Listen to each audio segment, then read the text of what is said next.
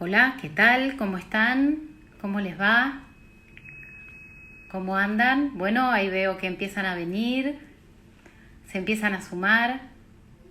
Hola, Anita, ¿qué tal? ¿Cómo están? Hola, Gus. Hola, Horacio, ¿cómo andan? Bueno, qué bueno que estén acá hoy acompañándonos. Para aquellos que a lo mejor no tuvieron la posibilidad de estar en la charla anterior, este es un ciclo de charlas que Fundación Grilli comienza a tener. Yo soy Verónica Iravedra, soy miembro de la Fundación Grilli y hoy vamos a tener el privilegio de charlar ni nada más ni nada menos que con Rebeca Anijovic. Rebeca no necesita presentación, si ustedes están acá es porque seguramente la conocen, ya saben quién es, saben que Rebeca es un referente muy importante en nuestro país de evaluación y qué mejor momento que este para charlar con ella sobre este tema, ¿no? Bueno, veo que se van sumando, vamos siendo cada vez más. Muy bienvenidos a todos, ¿qué tal? ¿Cómo están? Bueno, lo bueno es que aprovechemos esta posibilidad de tener a Rebeca hoy con nosotros para preguntarle, para reflexionar junto con ella, ¿sí? Vamos a hablar de un tema complejo, controvertido. Evaluación es un tema que hace rato que venimos debatiendo, que no nos logramos poner mucho de acuerdo, pero creo que este es un buen momento para que todas las preguntas que nos vinimos haciendo hasta acá sobre evaluación hoy cobren otro sentido, un nuevo sentido, ¿no? Y que en este presente estemos obligados a repensar de nuevo el tema de la evaluación. Así que, bueno, a medida que ustedes se van sumando, que quiero esperar un poquito para ver si van sumándose cada vez más gente, porque eso va sucediendo, y ya voy en la búsqueda de Rebeca para invitarla, a ver si la encontramos.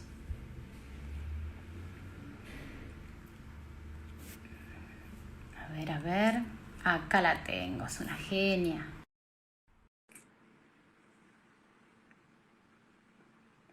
Ahí viene, ¿eh? Ya pronto va a estar con nosotros. Hola, Hola Rebeca, ¿cómo estás? hola Vero, ¿cómo estás? Muy bien, ¿y vos? ¿Día Bien, largo? muy largo, ya no me acuerdo a qué hora empezó, pero, pero Me bueno, imagino. bien. ¿Pero estuviste siempre dentro del país o te tocó alguna charla por afuera? Hoy no, hoy estuvimos aquí en distintos lugares de la Argentina, pero aquí interesante conversar con docentes, con directores, la verdad es que es un momento complejo, pero a la vez apasionante, ¿no? Por todo lo que estamos aprendiendo, por los contactos que se han multiplicado, ¿no? Hoy hablábamos con una colega y decíamos que, no sé, que en los últimos 2 meses hemos conversado con más gente que años atrás, porque obviamente así como este vivo, digo, los mensajes, los mails, Instagram, Facebook, o sea, es como una explosión de contactos, bueno, y está bueno siempre eso. Así Sí, y que además te permite, viste, que a lo mejor en el mismo día tenés conexión y ves realidades completamente diferentes, que a veces cuando uno absolutamente. está de charla y de conferencia, bueno, se aboca a un lugar, se prepara un poco para esa realidad, para ese lugar, pero ahora con esto de la virtualidad, a lo mejor en el día estuviste en 5 realidades completamente distintas, ¿no?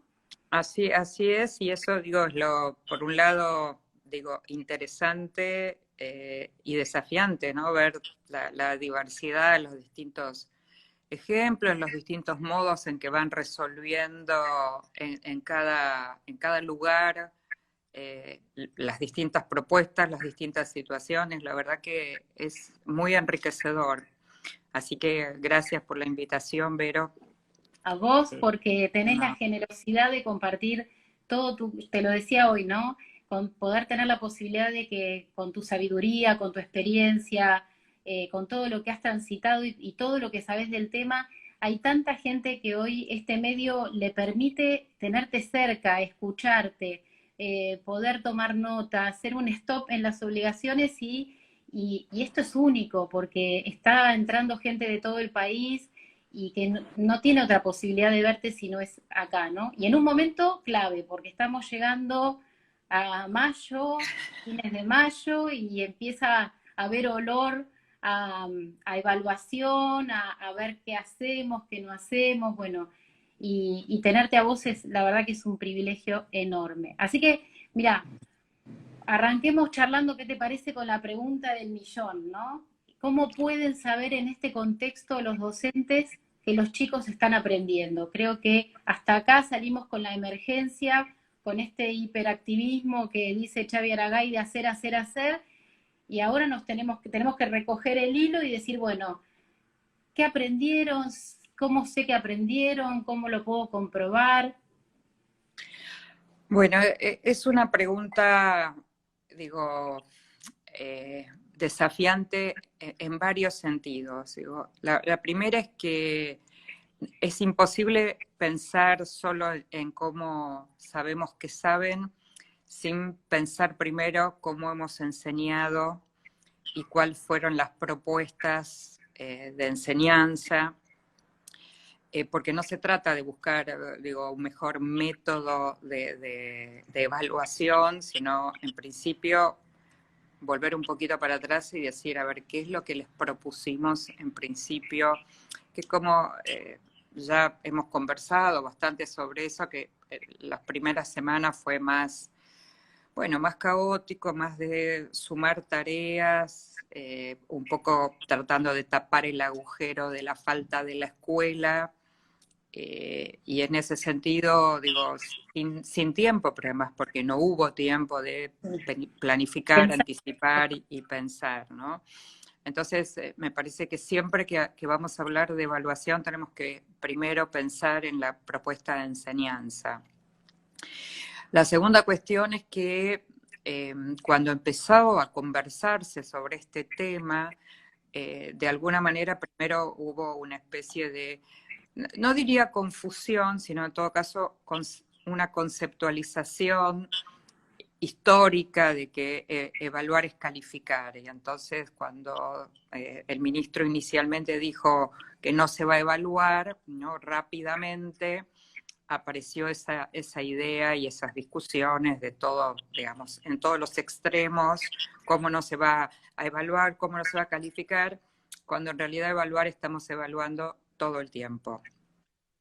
Lo que no estamos haciendo es calificar todo el tiempo, es certificar, acreditar, pero estamos todo el tiempo evaluando en términos, por un lado, de recoger información, recoger evidencias de aprendizaje, por otro lado, de ajustar, digamos, tomar las evidencias y lo que encontramos y ajustar las propuestas de enseñanza. Así que, digamos, estamos evaluando todo el tiempo, no estamos certificando, no estamos en condiciones de aprobar o desaprobar por múltiples razones. Primero porque en este tiempo la diversidad de trayectorias se han acrecentado.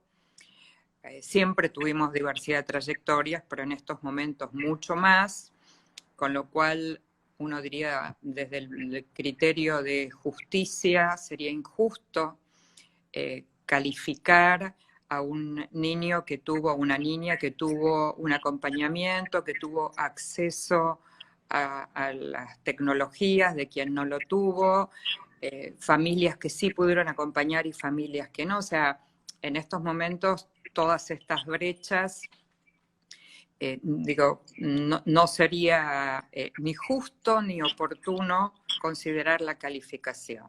Ahora, ¿qué sí podemos hacer? Bueno, si nosotros estamos proponiendo distintas tareas a los estudiantes, nosotros tenemos que ver cómo algunas de esas propuestas se nos convierten en insumos, indicios, pistas que en su conjunto, y ahora voy a explicar por qué la idea de conjunto, nos darían evidencia de aprendizaje. O sea que Entonces, vos decís que, digamos, en términos de que hay evidencias que son más valiosas que otras para recoger y para poder tener esas pistas. Sí, algunos diría más valiosas que otras, pero porque además necesitamos diversidad de evidencias. Bien. Doy un ejemplo.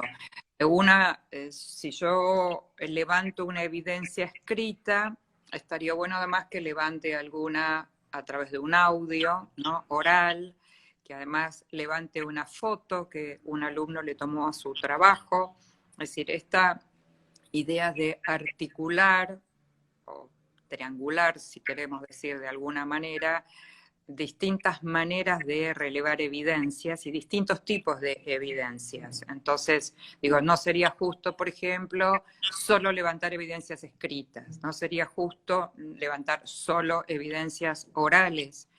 Primero porque el acceso de los distintos estudiantes es diverso, las posibilidades de conexión son diversas y obviamente, digo, estamos a la distancia. No es lo mismo tener a los estudiantes al lado y uno poder, digo, de simplemente recorrer el aula, ¿no? Y uno levanta información y evidencia a tener que hacerlo de manera remota como estamos educando ahora. Entonces, necesitamos, por un lado, multiplicar las evidencias y no todas, por supuesto, porque probablemente uno le pueda proponer varias tareas a un estudiante. No todas esas tareas necesitamos tomarlas como evidencia, primero porque no podríamos por la cantidad de estudiantes, y por otro lado porque no tendría sentido tampoco, aunque estuviéramos en la escuela presencial, digamos, ¿no? Si hay una cosa que aprendimos en estos años de evaluación es cómo elegir evidencias que efectivamente nos den información de lo aprendido. Ahora, digo esto y también digo, no vamos a poder evaluar todo lo que se aprende, primero porque se están aprendiendo cosas que no estamos enseñando nosotros, hay muchos aprendizajes que tendremos que recuperar en un momento presencial de qué es lo que se aprendió, y muchas cosas que estamos enseñando menos de lo que habíamos planificado inicialmente en el año, porque es imposible reproducir, ya lo sabemos, el modelo presencial. Y por otro lado, porque tenemos, y esto me cuentan muchas maestras, muchos directores, que por ejemplo, sobre todo con los chicos más chicos de primaria, donde están haciendo una clase, están preguntándole algo a los chicos y están los papás atrás soplándole, Sí. ¿no? O corrigiéndole un error, cuando en realidad sabemos que los errores forman parte del proceso de aprendizaje.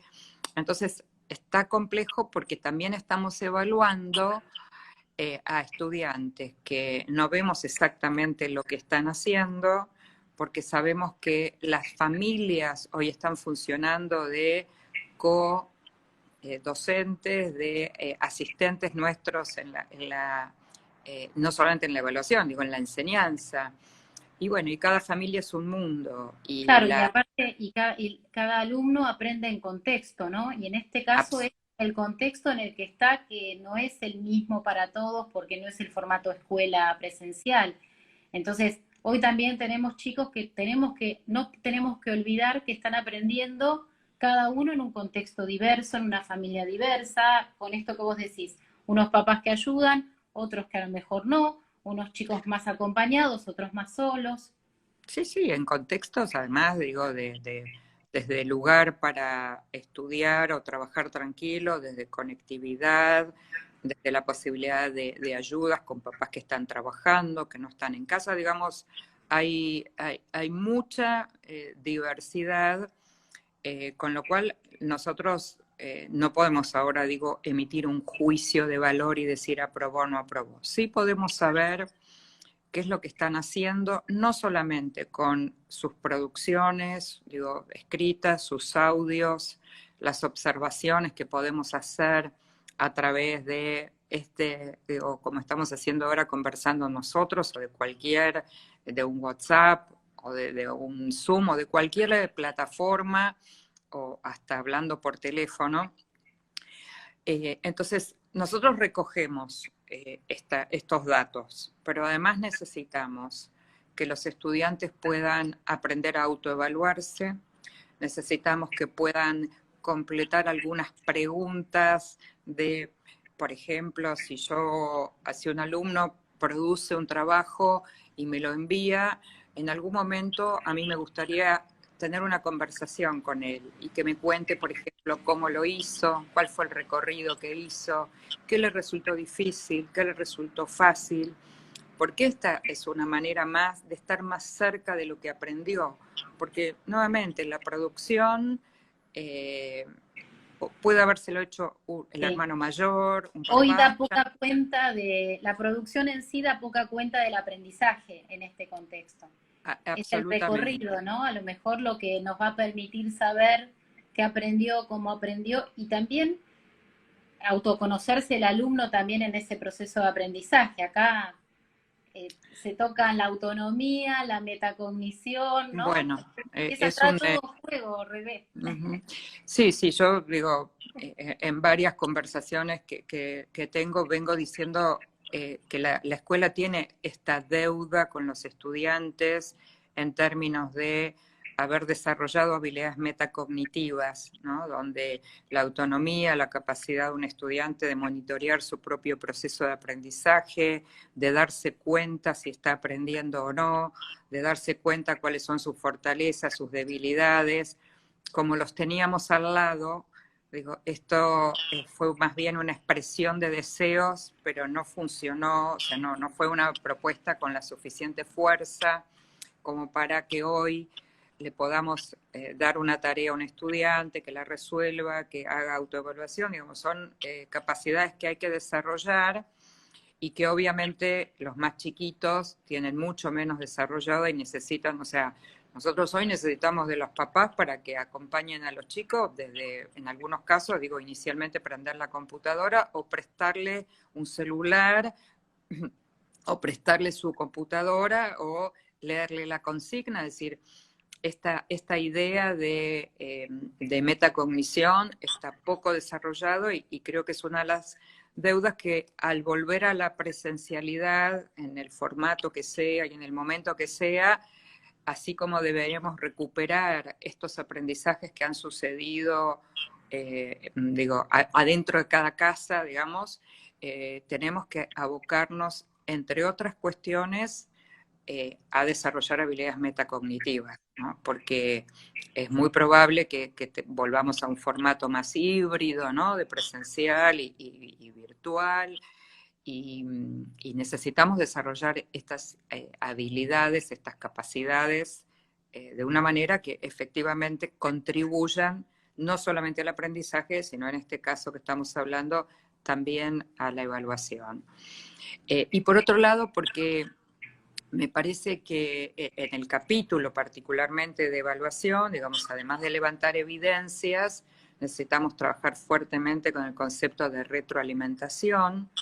Nosotros venimos hablando de este tema hace mucho, pero me parece que ahora con la distancia, la necesidad de oír la palabra del maestro, de oír la voz del maestro, de la maestra, diciéndole algo, haciéndole una devolución, haciéndole una pregunta, comentándole algo de su trabajo, no solamente tiene que ver con la evaluación, tiene que ver con mantener el vínculo, tiene que ver con, de alguna manera, decirle, acá estoy, te estoy siguiendo, estoy viendo lo que estás, cómo estás avanzando, estoy viendo las dificultades que tenés, estoy pensando en vos todo el tiempo.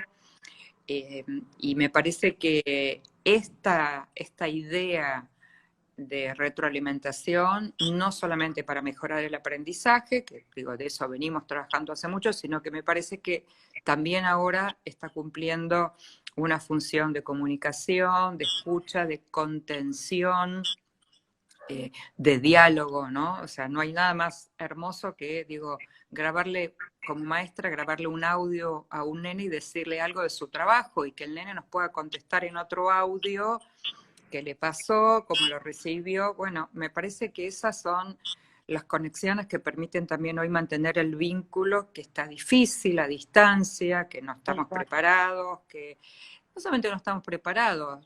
Digo, si a mí me preguntás hoy, digo, elijo 1000 por 1000 lo presencial. y no digo, sin desconocer todas las posibilidades, como hablábamos al principio, que se abrieron a partir de esto, por ejemplo, ¿no? Entonces, me parece que hay algo de entender la evaluación como recorrido, como proceso, como acompañamiento, y no solamente en su función de acreditación, que ya vendrá en algún momento. Nada grave va a suceder si vamos a tener, digo, un atraso en la certificación de los aprendizajes, mientras estemos tranquilos, que estamos haciendo buenas propuestas de enseñanza, mientras logramos que los estudiantes lentamente vayan apropiándose de este nuevo modo que tenemos ahora de aprender, que los tengamos, que no se nos pierdan los estudiantes, sobre todo en los lugares de menos conectividad. Bueno, me parece que a eso tiene que abonar hoy la evaluación.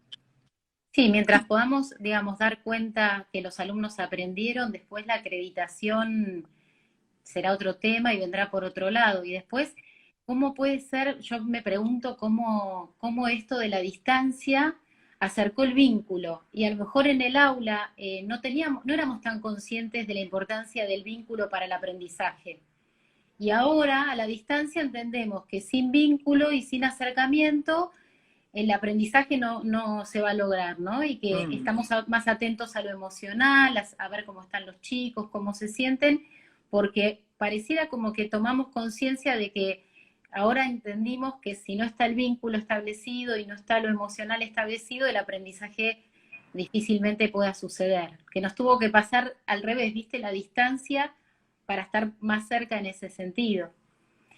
Sí, yo creo que en los últimos años, digamos, en realidad el tema de aprender a partir de las vinculaciones es un viejo concepto, digo, de hace muchos años que hablamos, que distintos autores, digo, desde Vygotsky, que es aprender con otros a partir de vincularse con otros.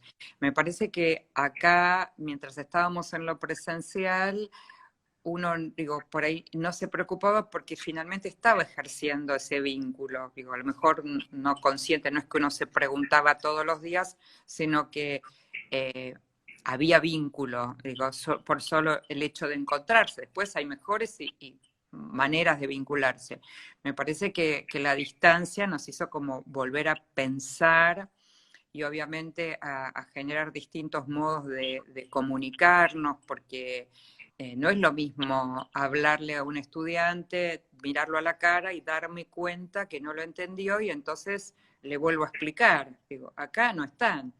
Entonces estamos por ahí mandando consignas de trabajo que no se entienden, estamos pidiendo a las familias que hagan algunas cosas que por ahí, digo, papás que dicen, bueno, pero yo aprendí a dividir de manera distinta, no sé cómo enseñarle, ayudarle a mi hijo, y entonces también hay un tema acá que no estamos solamente trabajando con los chicos, sino también estamos trabajando con las familias.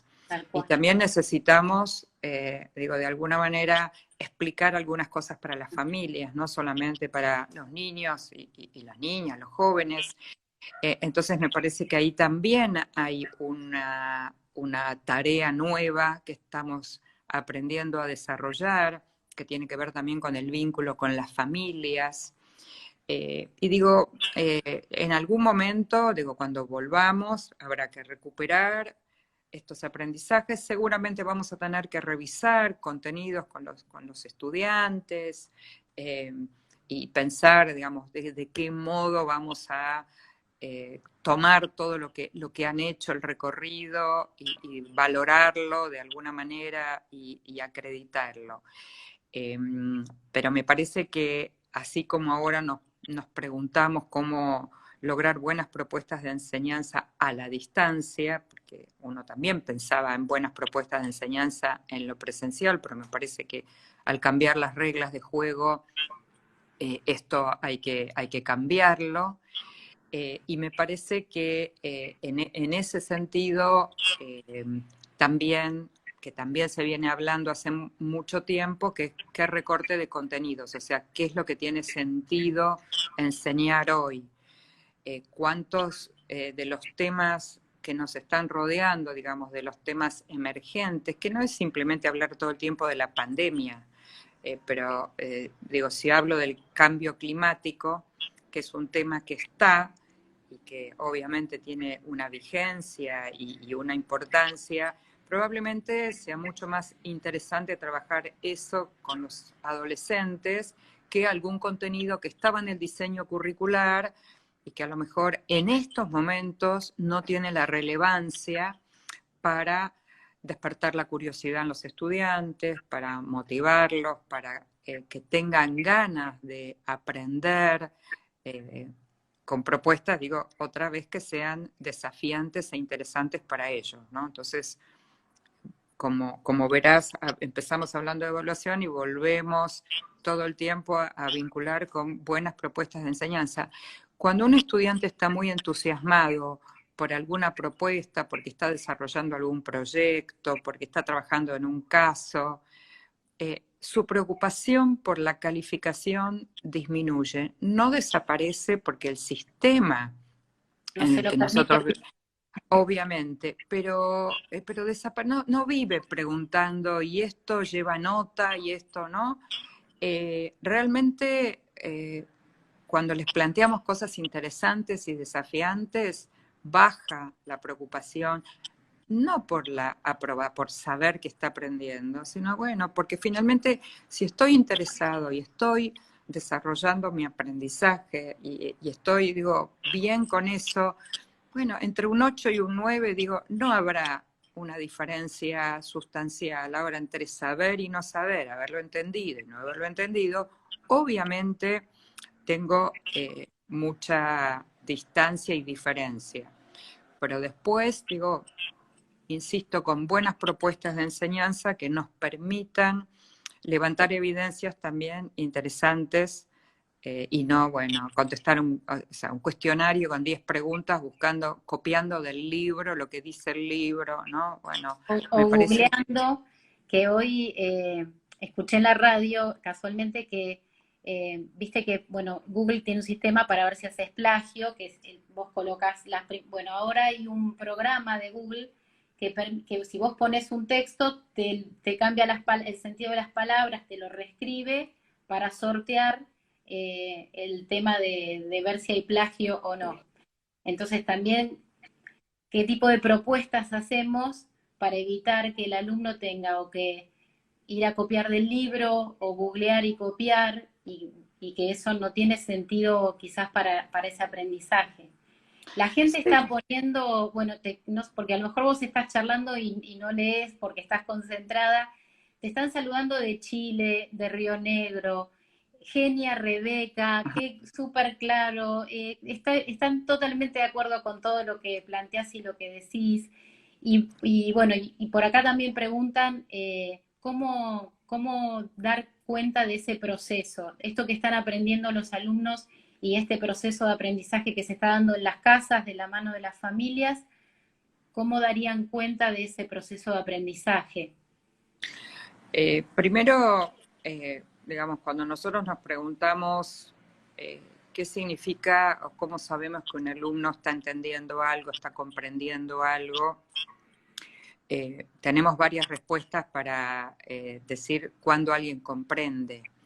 Y obviamente en esto los aportes de la enseñanza para la comprensión, con Gardner, con Perkins, digo, nos dan muchas pistas para cuando un alumno puede explicar con sus propias palabras, cuando puede ofrecer un ejemplo, cuando puede explicárselo a un compañero, cuando puede, en lugar de explicarlo con palabras, graficarlo.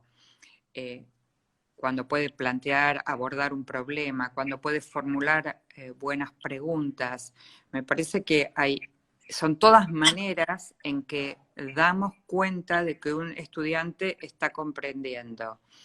Y esas cosas no se encuentran tan fácilmente en Google, ¿está bien? O sea, Google te puede rearmar el texto. Y suponiendo que yo soy un estudiante y me bajé el texto de que Google me formateó diferente, ahí viene mi intervención como docente y ahí yo le voy a preguntar, bueno, contame cómo lo hiciste, contame cómo te diste cuenta que esta era la manera en que podías resolver esta tarea. Contame cuál fue la parte más difícil de tu tarea, contame cuál fue la parte más fácil de tu tarea.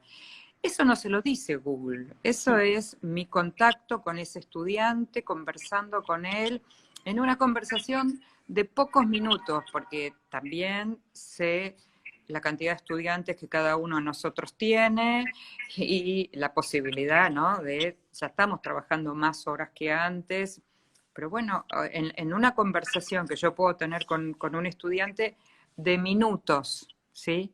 Quiere decir que en una hora yo pude haber conversado, así como estamos conversando ahora, o por WhatsApp, con muchos estudiantes. Y entonces es la mejor manera que yo tengo de saber cómo está aprendiendo. Si además le planteo trabajar con algunas preguntas de autoevaluación y que las manden, con listas de cotejo, con cuestionarios, con los tickets de salida, después de haber explicado algo en una clase, que cada uno escriba qué entendió, qué no entendió, qué conexiones pudo hacer.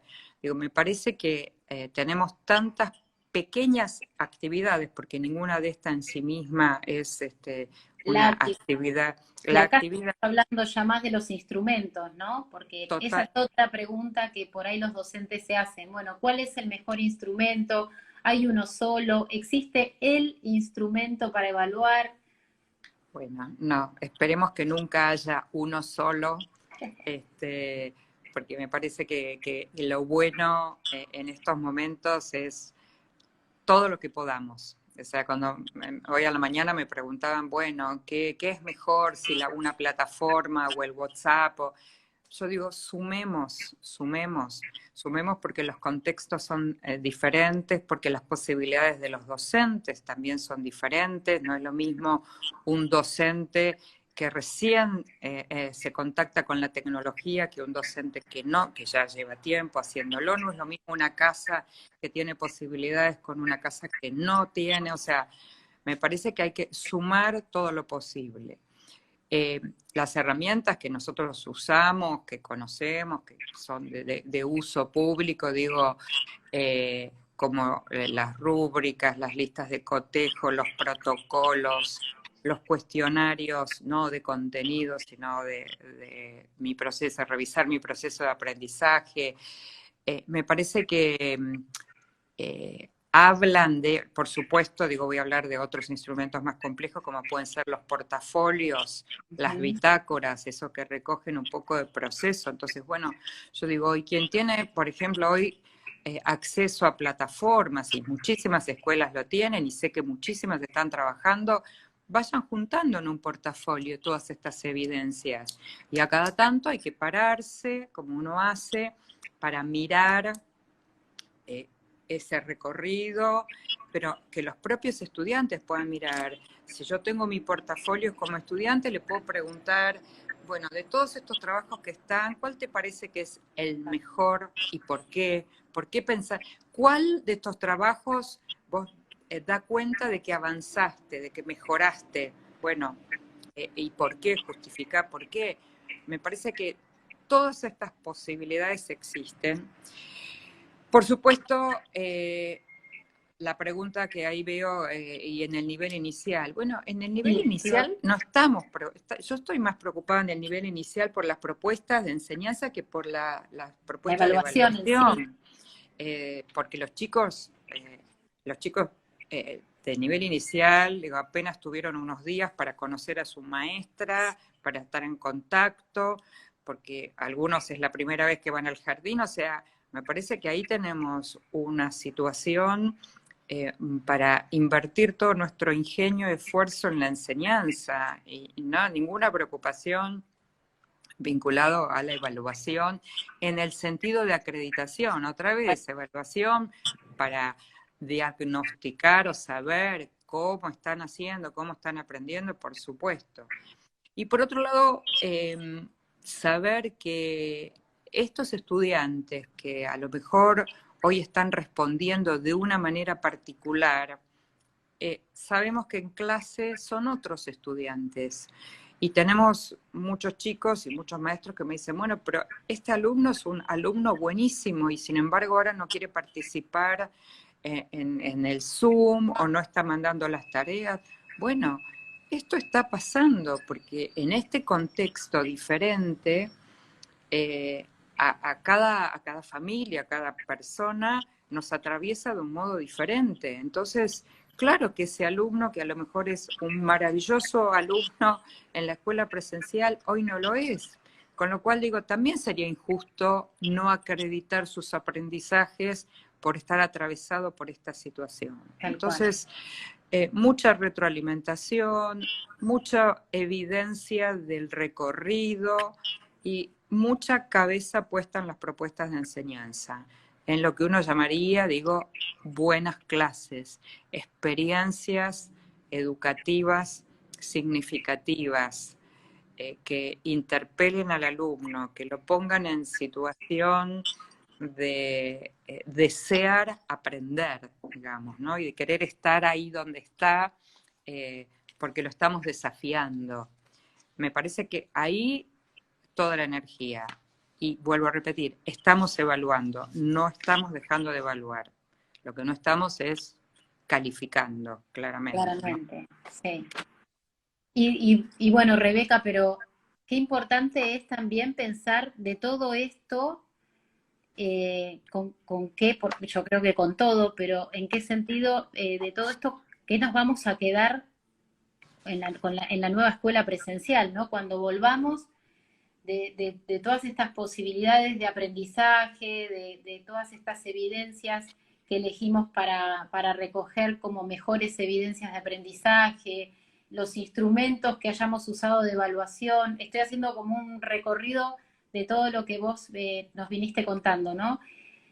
Nos quedamos con todo, nos quedamos en principio con algo, vamos tomando nota de todo esto que vamos haciendo en nuestra propia bitácora, digamos, que el portfolio no sea solo un portfolio del alumno o una bitácora del alumno, sino también una bitácora del docente para que pueda decir hoy, bueno, ¿qué aprendí? ¿Qué me dejó el COVID? ¿Qué cosas ya no puedo volver a hacer como las hacía porque me cambió la cabeza también un poco, ¿no? Este contexto.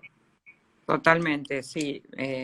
Digamos, la construcción de un portafolio o de una bitácora para los estudiantes, también para los docentes, las construcciones colectivas, compartidas. Me parece que estas producciones, estos recorridos, no es necesario hacerlos individuales, justamente al revés, como hay aislamiento. Me parece que algunas propuestas nuestras de enseñanza y obviamente de seguimiento de las trayectorias se pueden hacer con bitácoras compartidas, con diarios compartidos, con portafolios compartidos. ¿Entre los docentes o entre los alumnos? Ambos, entre docentes, entre estudiantes. Me parece que es momento de acentuar más el trabajo más colectivo, porque están solos. Entonces, una manera de ayudar a que no estén tan aislados es, bueno, proponiendo que esta actividad la resuelvan entre dos, así como nosotros estamos dialogando ahora, bueno, lo pueden hacer por WhatsApp. Está claro que no vamos a volver a ser iguales, está claro que hay muchos aprendizajes. Que yo pensaba el otro día que hay cosas que, aunque volviera la presencialidad, no sé si estaría bueno o tendría mucho sentido sostener la presencialidad. Y no porque no sea importante, digo, yo quiero ya volver a la presencialidad, digamos, si pudiera.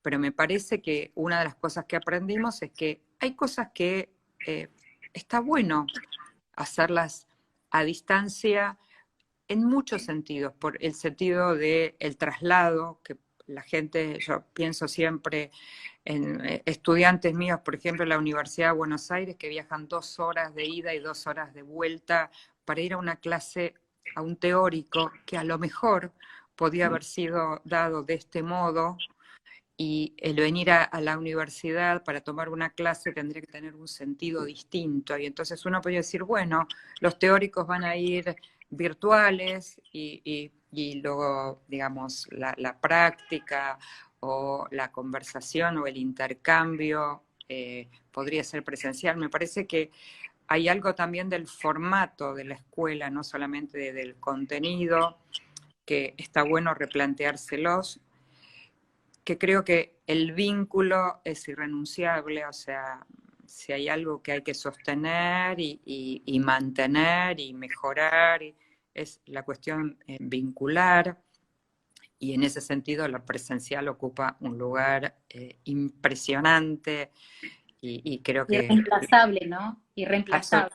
absolutamente irreemplazable. Por eso digo, un teórico es reemplazable, la explicación de algo, digo, se puede mandar hoy un audio, un video, eh, y es cierto que no es solo estar presente, porque otra vez depende cuál es la propuesta. Si estoy presente y lo que hago es dar una clase expositiva y no hablar, no dialogar con los estudiantes o vacía de participación, bueno, no es que alcanza la presencia. Entonces, me parece que esto nos obliga a repensar qué tiene sentido hacer en presencial, qué tiene sentido hacer a distancia. Rebeca, ¿cobra sentido más o más sentido en este contexto la clase invertida?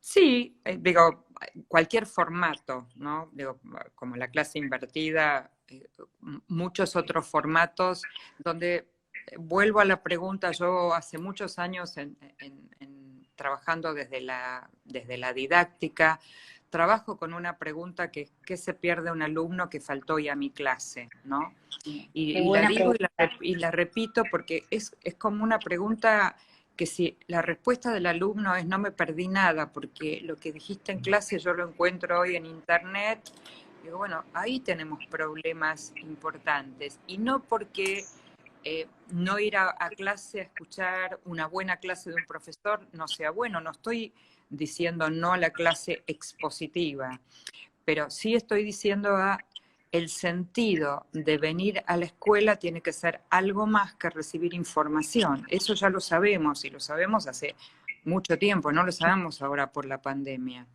Entonces, bueno, ¿cómo nosotros volvemos a pensar el sentido de la clase, el sentido de una buena propuesta de enseñanza, ¿no?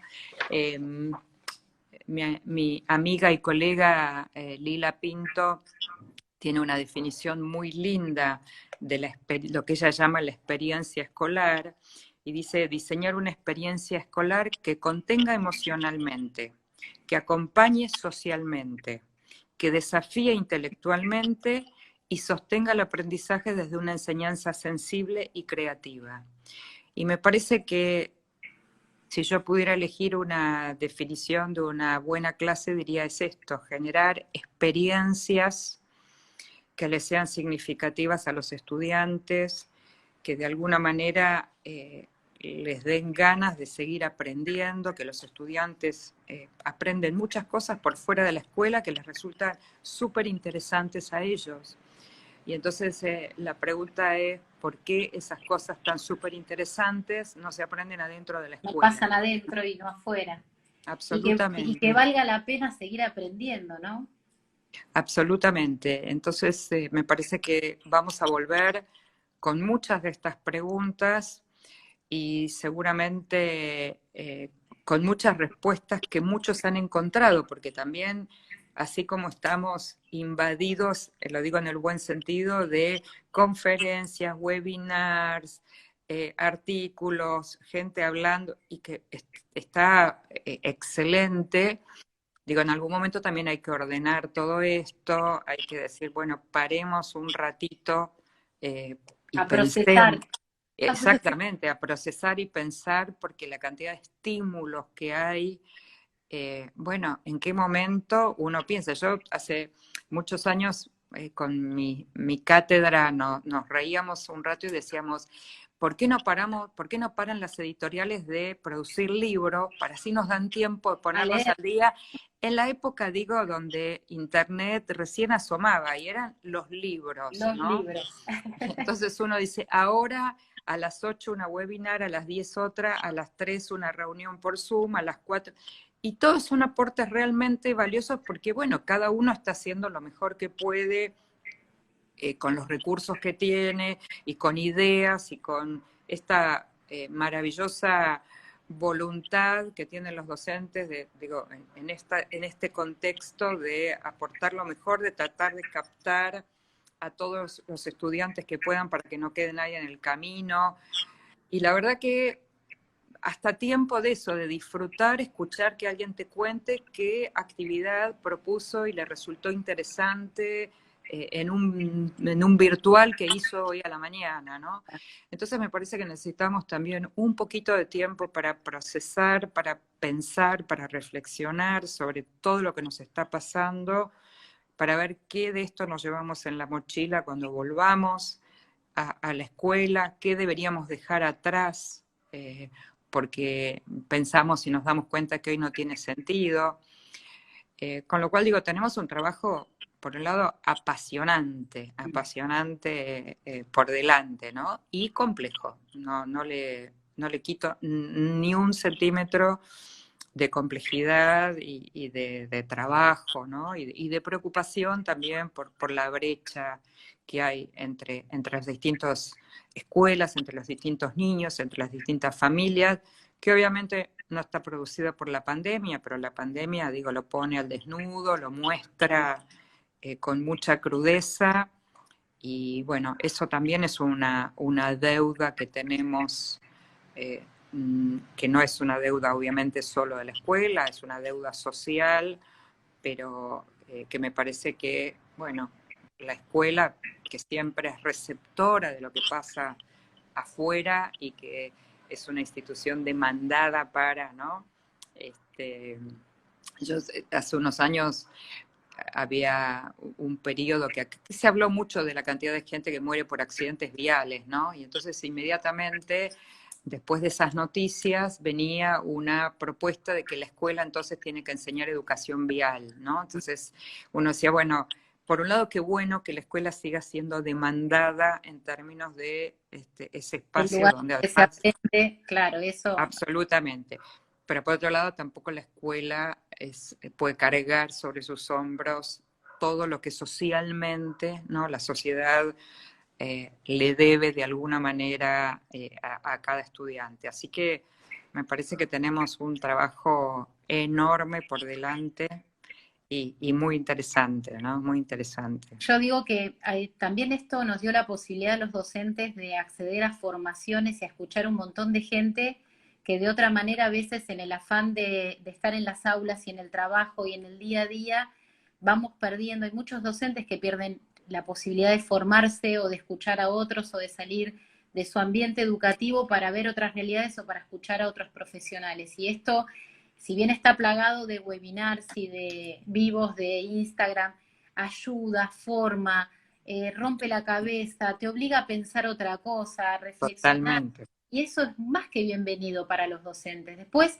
bueno, habrá un tiempo para procesar, nos llevará a unos más tiempo, a otros nos llevará menos, pero que todos seguramente de acá tiraron la red y todos hemos recogido cosas para cambiar y para repensar. La gente pide si repetís la frase de Lila. Sí, Si la con todo podés gusto. Sí, sí. Ella dice que diseñar una experiencia escolar que contenga emocionalmente, que acompañe socialmente, que desafíe intelectualmente y sostenga el aprendizaje desde una enseñanza sensible y creativa. Y me parece que es parte de lo que nosotros queremos y buscamos en tanto lo que uno llamaría la experiencia clase, ¿no? Entender la clase como una experiencia que impacte, que a uno la afecte en el buen sentido, ¿no? La propuesta de clase. Y entonces tenemos, digo, muchos ejemplos que están sucediendo, que en general tienen que ver con propuestas que están articuladas, ¿no? Como decíamos antes, con tareas sueltas, ayudar a encontrar el sentido. De repente llega una tarea a una casa y uno se pregunta, ¿y esto qué es? ¿Y para qué? ¿Y con qué tiene que ver? ¿No? Cómo poner un encuadre a esa propuesta, cómo explicarle el sentido, el por qué y el para qué, la continuidad, o sea, esto tiene que ver con qué esto otro, ¿no? Sí, yo Y en digo que pasamos de tener, digamos, con los papás o con las familias una relación informativa para tener más una relación formativa. Y que y muchas sí, veces sería tan bueno que las reuniones con los papás, las reuniones de padres de las escuelas sean más formativas que informativas. Hoy, medio totalmente. obligado, tenés que explicar quizás, bueno, qué está aprendiendo cuando le pedís esto, por qué lo va a hacer, para qué lo va a hacer. Y antes no lo explicábamos porque lo dábamos en el aula y ya está. Y la reunión con el papá era más informativa de si va bien, si va mal. Y ahora esto también nos abre la posibilidad como escuela, formar más que informar, ¿no?